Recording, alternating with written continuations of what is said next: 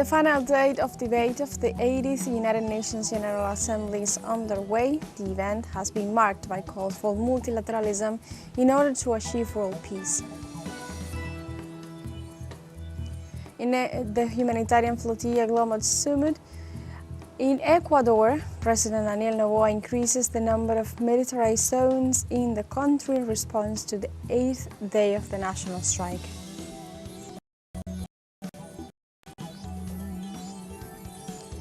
The humanitarian flotilla govt Sumud is approaching the Gaza Strip in an attempt to break the Israeli aid blockade.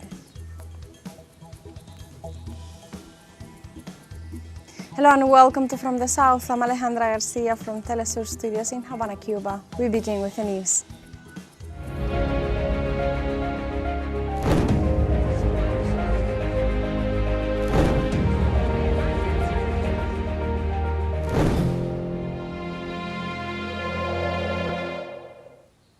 The final day of the debate of the 80th United Nations General Assembly is underway. The event has been marked by calls for multilateralism in order to achieve world peace.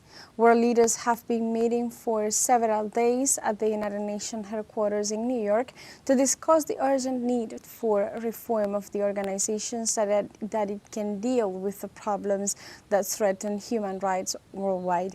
In this sense, several nations denounced the Israeli genocide against the population of Gaza, recognizing before the international community the right of Palestine to be a free and sovereign state. Also, in this scenario, many speakers agreed with the call to end the U.S. blockade of Cuba and to cease U.S. military expansion that undermines the zone of the Caribbean.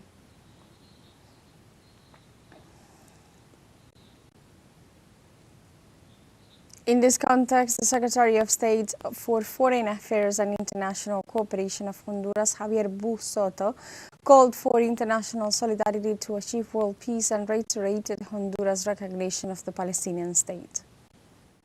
No rhetorical justification can legitimize the violation of sovereignty or the subjugation of nations. That is why today, before this General Assembly, we repeat our recognition of the State of Palestine, in line with our historic commitment and with our unwavering stance in favor of peace, security, and the coexistence of two states in the Middle East.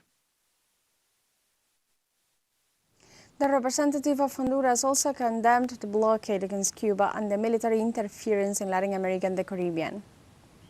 Our foreign policy is based on our unwavering respect for sovereignty, the self-determination of people, and human rights. That is why we denounce the illegal unilateral sanctions that throttle economies and condemn people to misery. These measures, such as those imposed against Cuba for decades now, must cease immediately. We unreservedly condemn all forms of foreign occupation and threats of military interference in our hemisphere. They are totally unacceptable. Measures such as these mean denying people's rights to live in free sovereign states. This right is inalienable, and its recognition cannot continue to be postponed or manipulated. In this context, the Minister of External Affairs of St. Lucia, Alba Romanus Baptiste, reaffirmed the global need to cooperate in order to maintain peace and stability in the Caribbean and Latin American region. It is in this context, therefore, that St. Lucia, like other CARICOM member states, views with concern recent developments in the region which have aggravated tensions between Venezuela and the United States. We pray, Madam President, that this tension does not degenerate into violence, hence maintaining our region as a zone of peace. St. Lucia has consistently called for an end to the U.S. embargo on Cuba and its removal from the list of state sponsors of terrorism because we embrace the view that engaging Cuba diplomatically rather than isolating it, would unlock opportunities to foster regional cooperation, critical for long-term peace and development in the Caribbean, as well as to create an improved security architecture for the entire hemisphere. On Sunday, Venezuela's Defense Minister Vladimir Padrino Lopez denied allegations by the national far right about an alleged militarization of the population. Padrino Lopez described the accusation as absurd and defended the duty to show patriotic awareness to ensure that all citizens within the national territory, in the exercise of their rights and freedoms, are able to defend their peace and sovereignty.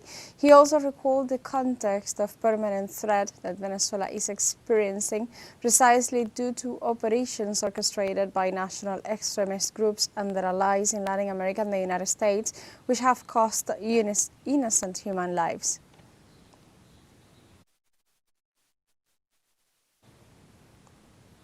Also in Venezuela, on Saturday, the president of the country, Nicolás Maduro, participated by video conference in the 29th International Seminar Parties and New Society, organized by the Mexican Labor Party.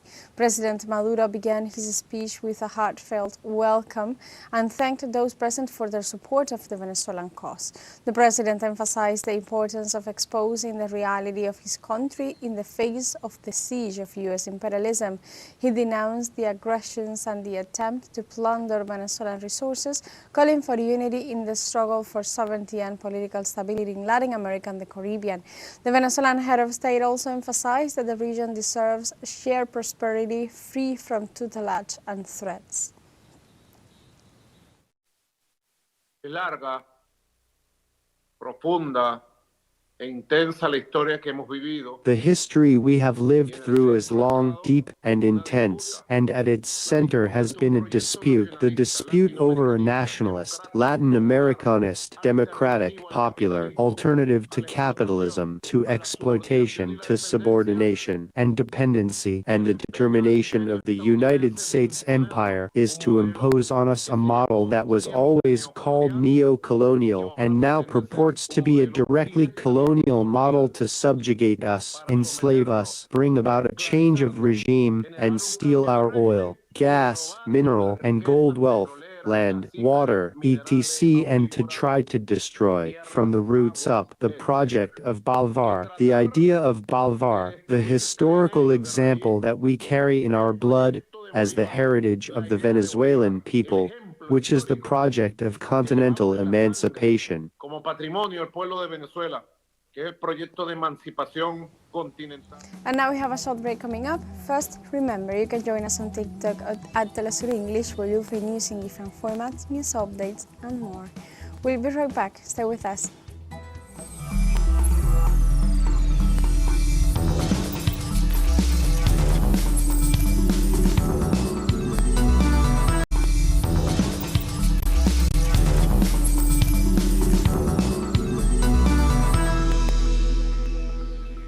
Welcome back to From the South.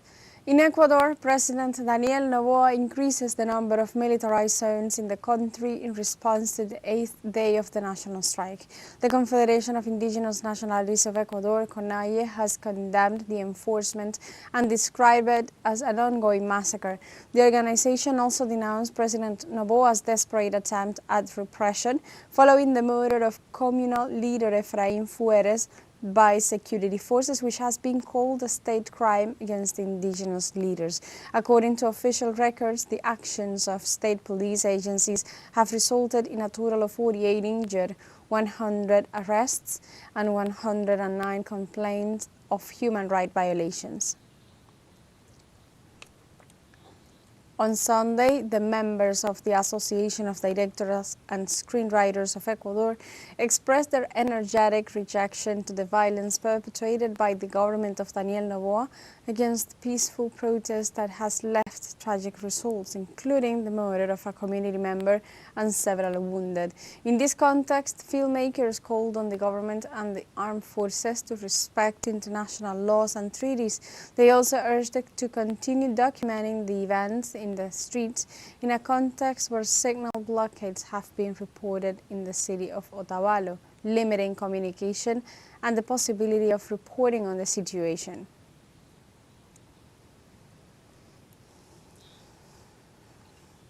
We go to Peru, where another day of protests and clashes with police occurred on Sunday as youth groups demonstrated against President Dina Boluarte's government and Congress for failing to address the escalated violence, extortion and murders affecting them.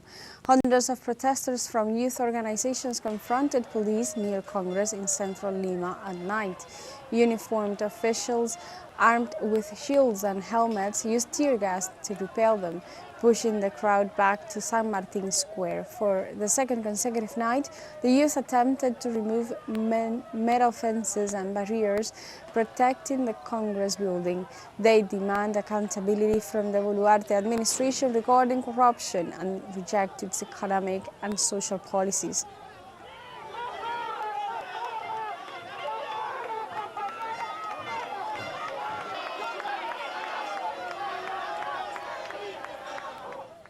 We go to Uruguay now, where the president, Yamandu Orsi, urgently convened the security cabinet to address the attack perpetrated against court prosecutor Monica Ferrero. The meeting will be held in the executive tower and will include the ministers of the Interior and Defense, as well as the prosecutor itself. In the early hours of Sunday morning, 2 criminals fired shots and detonated an explosive device at the official's residence, who was fortunately unharmed, and the police are investigating the presence of explosives after discovering a pit dug in the courtyard of the house. The vehicle used by the attackers was found burned on the coastal promenade, and so far 2 people linked to the criminal group Los Albin, known for its involvement in drug trafficking, have been arrested.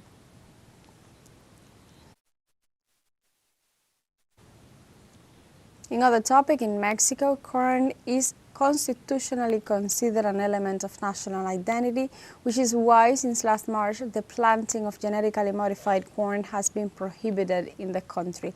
Antonio Aranda gives us more details. El maíz es una semilla tan importante que los Corn is such an important seed that the ancient Mesoamericans considered it sacred. Base de la alimentación de los The basis of the Mexican diet. In recent years, traditional producers have defended their genetic and cultural diversity against the risks of genetically modified corn. Es muy importante para apoyar al productor también. It is very important to support the producer as well and value their work, because if they do not have an income that pays them well for their corn, they cannot work. No pueden trabajar. Hay que darle prioridad al campo. Ellos no ganan mucho. Es su producto. We must give priority to the countryside. They don't earn much for their product. They pay very little. So we must support the producers, because without them there is no food. Ellos no hay tortilla. Para fomentar el reconocimiento de To los promote recognition of traditional producers and the preservation of their knowledge, the Corn and Agrobiodiversity Fair was held. La conservación de la biodiversidad tiene que ver Biodiversity conservation is directly related to understanding the culture of each seed and everything that goes into planting it. These types of events are very important because we need people who live in the city to be aware of the great biological value we have in the city, in the south, which we protect, and also all that access to the potential healthy food we could la have. posible alimentación sana que podríamos tener. La Feria del Maíz y la The Corn Agrobiodiversidad. and Agrobiodiversity Fair is also a cultural, environmental, and gastronomic event that visitors enjoy.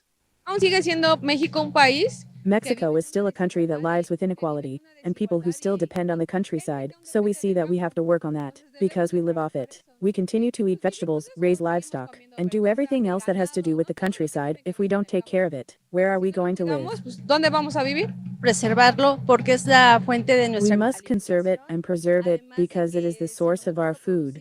Furthermore, if we produce it and continue to maintain production as our ancestors did, then we continue to maintain healthy, nutritious food. Why? Because ultimately, that is our food, the fundamental basis of our diet. In addition to this, we must protect the environment. Esto a que mantenemos nuestro medio ambiente. La Feria del Maíz es parte de las acciones del The Corn gobierno. Fair is part of the Mexico City government's efforts to protect and strengthen the production of native corn on conservation land.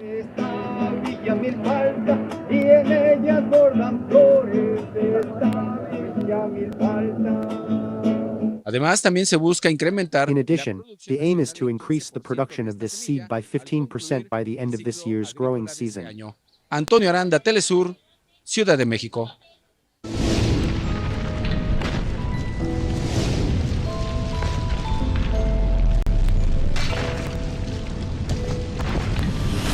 In Mexico, torrential rains flooded Mexico City, causing severe flooding damage to 293 homes and widespread disruption in public transportation. The Mexico City government reported through its social media that an impressive volume of 30 million cubic meters of water fell over the city, equivalent to filling more than 12,000 Olympic-sized swimming pools. According to official reports, the boroughs most affected were Iztapalapa, Tláhuac, and Gustavo Madero. Authorities informed that exhaustive surveys are already being conducted to determine the total number of properties and families affected in order to channel the necessary aid. On Monday, Typhoon Bualoi made landfall in Vietnam, triggering floods, airport closures, and evacuations of thousands of residents. The National Weather Agency reported that Typhoon Bualoi caused waves of up to 8 meters high, accompanied by destructive winds and torrential rains.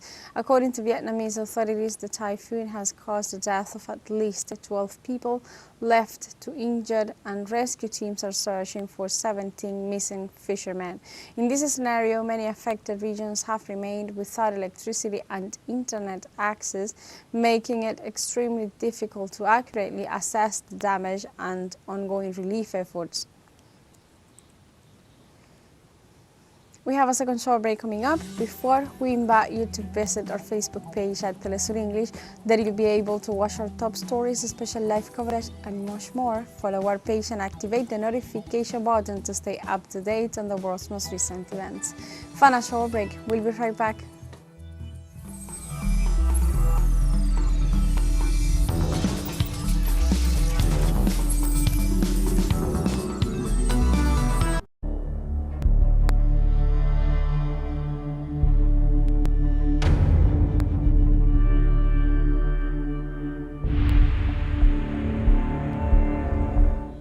Welcome back to From the South.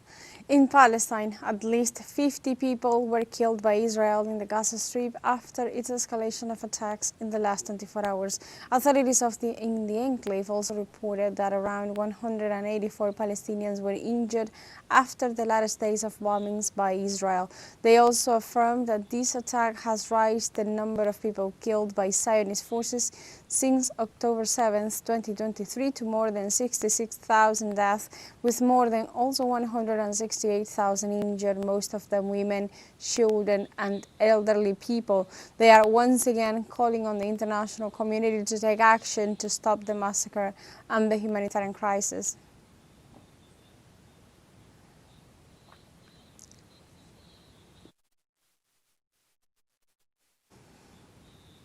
The humanitarian flotilla Global Sumud is approaching the Gaza Strip in an attempt to break the Israeli aid blockade. This way, the leading vessel reported that in the next few hours it will reach Palestinian waters despite repeated Zionist attempts to stop the mission.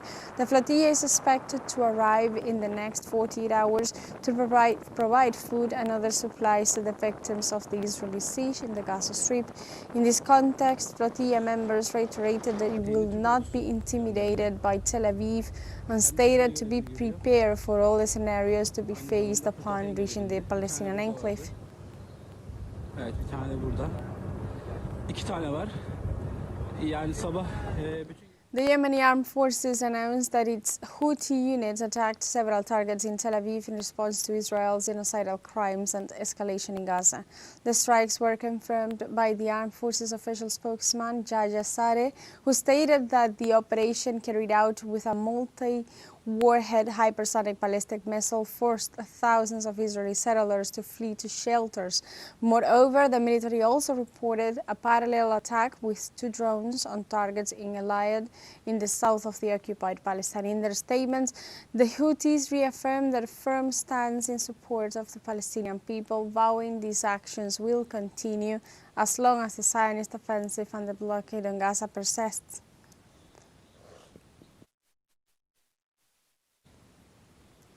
In other informations, the state of Oregon on the west coast of the United States is suing President Donald Trump for deploying military forces under the order to use full force.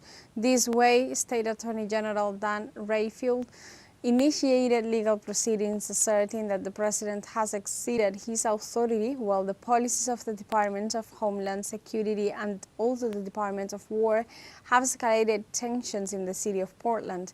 Peaceful protests have turned into violent clashes between protesters and security forces around the headquarters of Immigration and Customs Enforcement, ICE. The Attorney General's office assured that the lawsuit aims to protect Oregon and its values.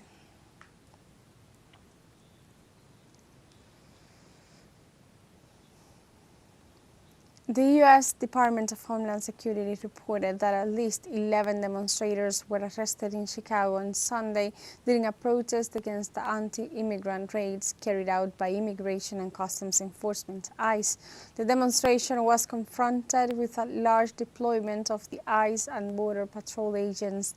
The detainees were described as violent troublemakers by federal authorities who claim to have seized arsenal of alleged firearms and explosives near ICE processing facility. This operation has been denounced by Chicago and Illinois authorities as an act of intimidation. The situation reflects the growing tension between federal authorities and cities governed by Democrats who refuse to break the law to deport immigrants.